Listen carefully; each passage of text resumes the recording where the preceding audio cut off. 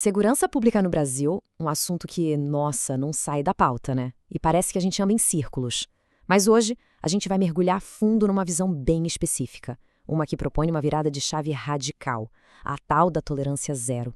Vamos entender que diagnóstico é esse e quais são as soluções, muitas delas polêmicas, que vêm junto com essa ideia. Para começar, o ponto central de toda essa análise é uma crítica bem direta. Sabe aquela ideia de que o criminoso é só um produto do meio? Bom, segundo essa visão, esse pensamento acaba tirando o peso da responsabilidade individual. E aí a gente fica num beco sem saída, né? De um lado, tem gente dizendo que a culpa é da sociedade. Do outro, que a responsabilidade de quem escolheu cometer o crime. A discussão fica travada bem aí, nesse cabo de guerra. Então, o diagnóstico que essa corrente de pensamento apresenta vai além do óbvio. Eles dizem que o problema não é só de polícia na rua ou de falta de presídio. A raiz, segundo eles, é ideológica. Ou seja, a forma como a gente, como sociedade, enxerga a figura do criminoso é o que define se as leis e as políticas de segurança vão funcionar ou não. E aqui a gente vê essa diferença de um jeito bem claro. É como se fossem dois mundos. De um lado, tem a visão do criminoso como vítima da sociedade.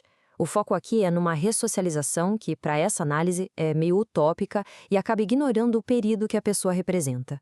Já do outro lado, a gente tem a visão da responsabilidade individual.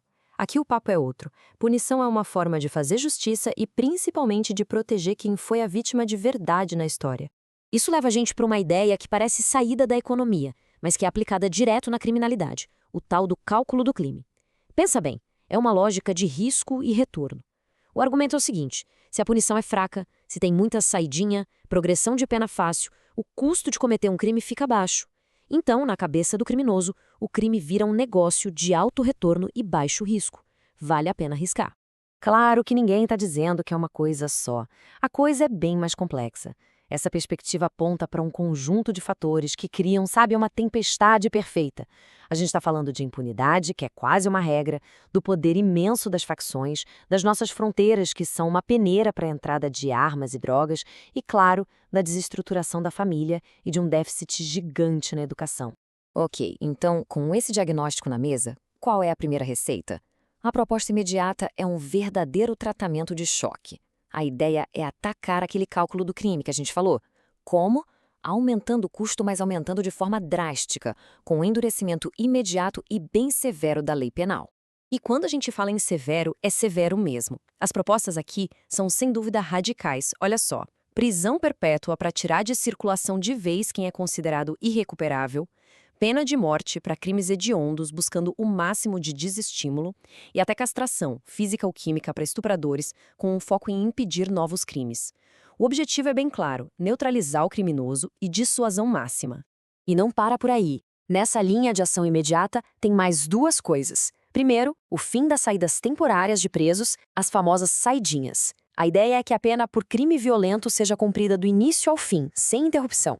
A segunda é ampliar o acesso a armas para o cidadão comum. E a lógica por trás disso é a dissuasão. Exato, dissuasão. Vamos entender essa lógica. A tese é a seguinte: se o criminoso, na hora de agir, não tem certeza se a vítima vai reagir ou não, se ele não sabe quem está armado, a confiança dele em ter sucesso no crime despenca. Nessa visão, um cidadão de bem, treinado e armado, passa a ser um fator que equilibre o jogo, que tira aquela vantagem que o agressor geralmente tem. Bom, mas só endurecer a lei, só a repressão, não resolve o problema na raiz, né? É como enxugar gelo.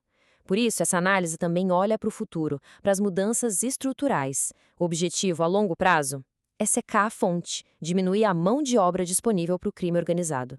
E essa estratégia de longo prazo se apoia em dois pilares gigantes. O primeiro é economia e prosperidade.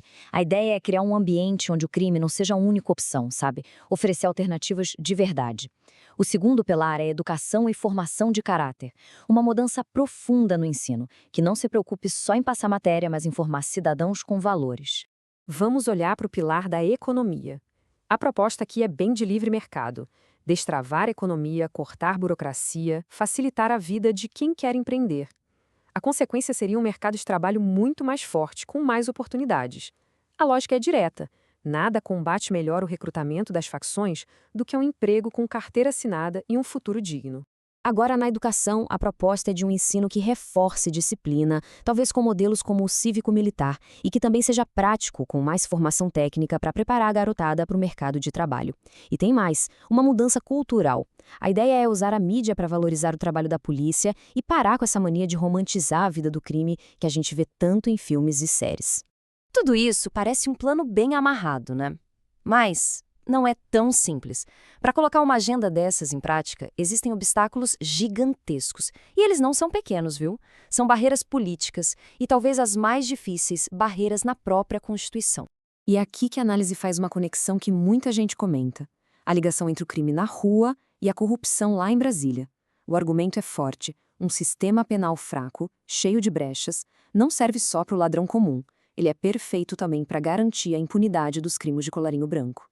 No fundo, os dois se beneficiam da mesma lentidão e das mesmas falhas da justiça. E como se quebra esse ciclo? As propostas são bem diretas. Uma reforma política séria que inclua, por exemplo, o fim do foro privilegiado. Sabe? Aquela regra que faz com que políticos sejam julgados de forma diferente? A ideia é que todo mundo responda à justiça comum, sem distinção. E, claro, a peça fundamental, pressão popular. Uma sociedade mobilizada exigindo um sistema que finalmente coloque a vítima em primeiro lugar. Só que, além da barreira política, tem uma muralha que parece ainda mais alta, e essa muralha é a nossa Constituição. Propostas como pena de morte ou prisão perpétua não são uma simples mudança de lei. Elas batem de frente com os pilares do nosso sistema jurídico. É um problema bem mais profundo. Para entender isso, a gente precisa falar de um negócio chamado cláusulas pétreas. O nome é complicado, mas a ideia é simples. Pensa que a Constituição é um prédio. As cláusulas pétreas são as vigas principais, a estrutura que segura tudo de pé.